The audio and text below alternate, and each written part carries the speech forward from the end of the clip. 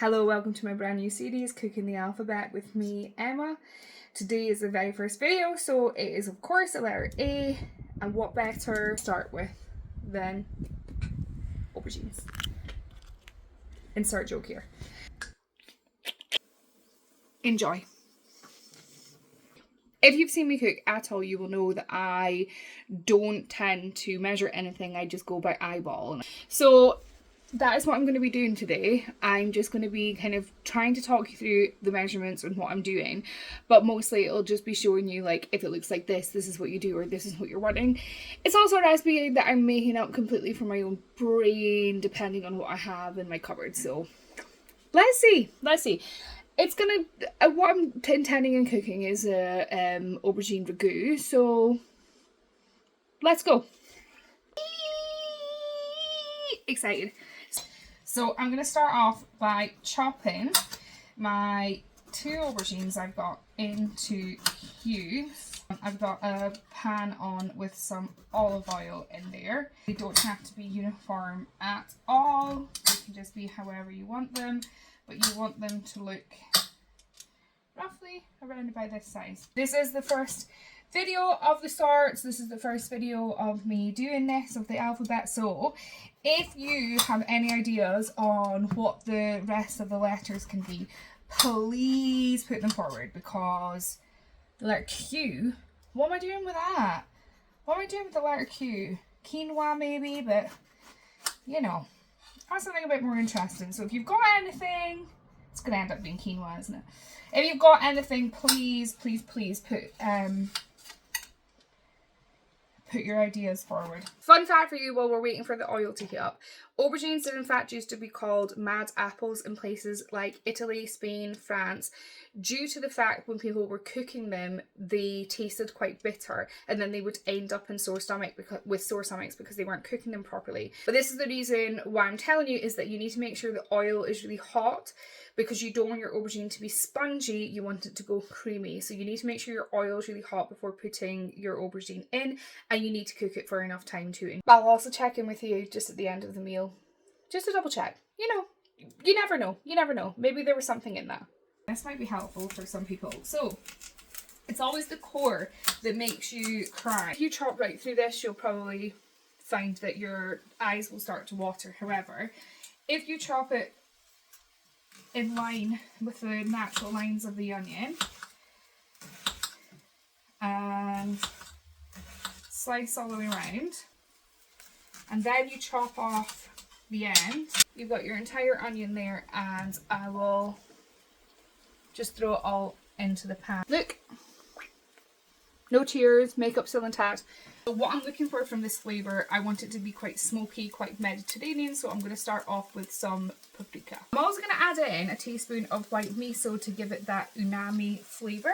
I am going to add in some oregano into this, some butter beans, and I'm going to add them in now with a bit more oil in the pan, because what I want them to be is a little bit crispy, but I'm only going to add in half the tin because I want to keep another half, because I'm going to make like a white sauce with it for over the top.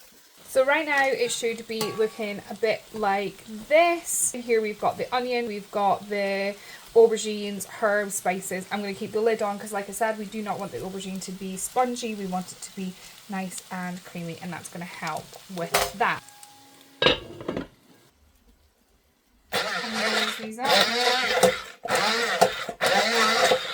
What I'm looking for the consistency of this is like being able to pour it, because I'm basically going to use it as like a white creamy sauce to go over the top to balance out the smoky flavours of the paprika and the aubergine. I've added in a bit of apple cider vinegar into here for that acidic flavour. Okay, so you should see what it should start looking like. That's what I would be looking for. And you can see the aubergine you can cut through without it being like bouncing back. I'd say this still isn't ready yet. Like you say, we still haven't got fully translucent onions. That's what I would be looking for before moving on to the next stage. So I will come back to. Okay, so I'm going to make some tortilla chips with these, because this is going to be quite a scoopable dish, and what better way to like eat crisp dinner, you know? So I'm going to cut them into, I've got 3 tortillas here, and I'm going to cut them into like little triangles. So they look like that. They're not going to be, again, the most uniform, but who cares? It ain't me, bro. We're looking at shallow frying the tortilla chips. We don't want to deep fry them, we're just looking to shallow fry them. So I've just put a light layer of oil onto there whilst we are waiting. I'm waiting for the oil to get really hot because I don't want to put the tortilla chips in too early, because what will end up happening is that they will just soak up the oil rather than cooking them. Look at that. Cute. These only need a few minutes on each side until they're golden brown. I'm just going to check in on these. But the onions still aren't, let me show you. The onions aren't still quite translucent yet, so I'm waiting on that. And the aubergine is looking exactly how I would like it to look. The longer you cook aubergine, the less bitter it's going to be, and that's what we are looking for. Okay, love you. Okay, I'm gonna, whilst these first batch of tortillas are cooking, I'm gonna add in some garlic, because now the onions are translucent, the butter beans are crisping, I can cut through the aubergines, and that's all good points of being able to move on to the next stage. I'm gonna add in some chopped garlic. I tend to leave garlic being one of the last things that I put in, because if you overcook garlic, it can be really bitter. I know that there's a lot of recipes that tells you to put that in first, but because we're cooking the aubergine for a long time, it would have made the garlic really bitter, and as we're trying to make the aubergine not bitter, it would have really been counterproductive. I love garlic, so I put in quite a healthy amount. Adding in the tomatoes. I'm going to leave the tomatoes cooking for a little bit in the pan until they pop, and then I'm going to add the passata, but I just want to heat them up a bit before I do anything else. So I'm going to focus on the tortilla chips, and the first batch is ready. I'm going to leave them on a bit of kitchen roll. They can be eaten cold later on, so there's no reason why you can't do this a bit earlier. Okay, I'm now going to, sorry, I'm just eating the chips. I'm now going to put in a good squeeze of tomato puree. Let me show it to you. Of how much should be going in. Tomato puree adds like depth to the dish, and then I'm going to add in some passata.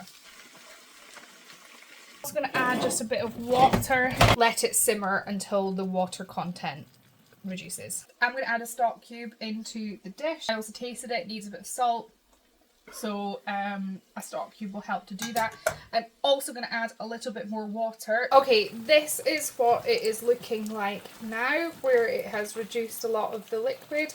I've just had a try of, that's what it should look like at that stage.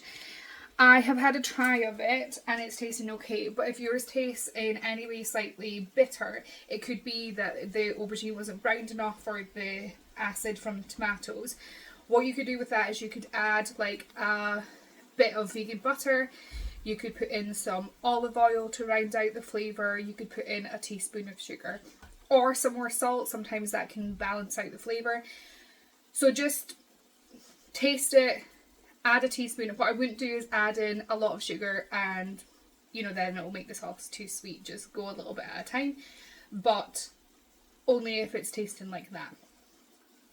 But this is okay because we must have browned the aubergine a lot at the beginning. Now the aubergines are done. I'm just keeping them warm until I plate up. The tortilla chips are done. I am going to warm this up. The bean mixture from earlier. Okay, and that is it done. So I am going to plate up and I will show you the end result.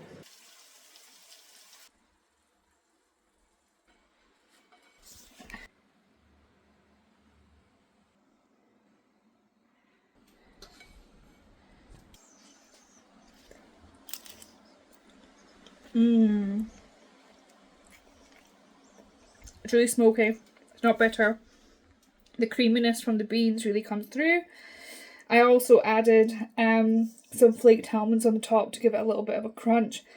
That's delicious, but I think it's a pretty successful dish for our first episode of Cooking the Alphabet, and A being our first letter of inspiration. Let me know if you make it in the comments.